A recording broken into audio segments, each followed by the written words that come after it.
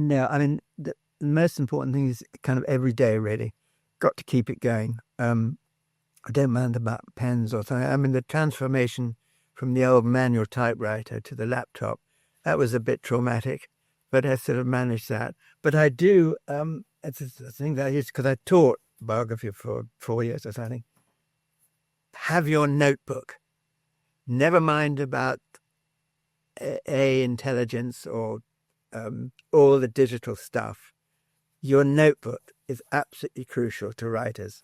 There are it's stuff falling out of it, and so I think that's part of my routine, is keeping my notebook going, which incidentally it has a sort of system, which is the right hand is all the objective research stuff goes in. Left hand is all my sort of dreams and worries and speculations about it. But I've always kept, I don't know how many of those notebooks I've got.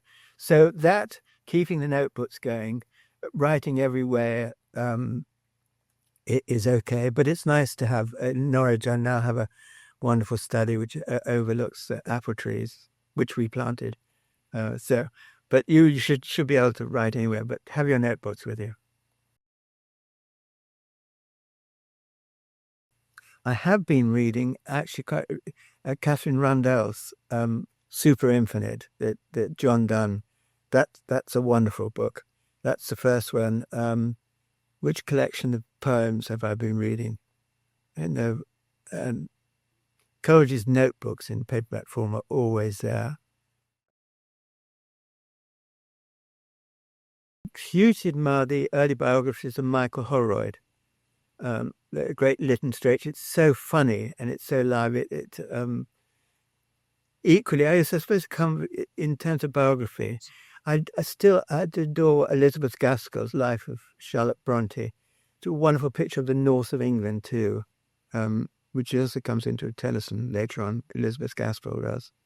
Because the great political radical Samuel Bamford, who was an organising figure in the great Manchester rally of 1819, the Peterloo Massacre, great radical figure. I found later that he discovered Tennyson and Bamford, and he used to learn the poems, and he couldn't afford a copy of the book.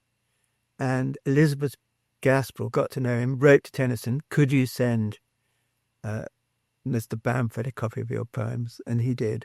And he got a wonderful letter from the north saying, and Tennyson said that to me is one of the best sort of thumbs up I've ever had. Anyway, so that's a long digression from the book at your bedside.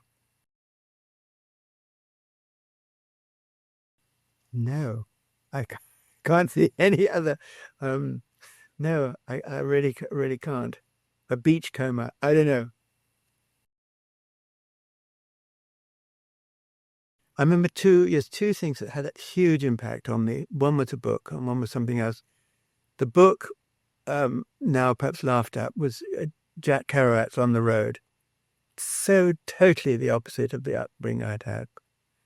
And almost at the same time, I went to London and saw a first early performance of West Side Story. And the music and the dance of that hit me absolutely incredible, the life force. And immediately I had sort of biographic response. I wanted to know each individual lives of the various gang members, try to imagine what they would be.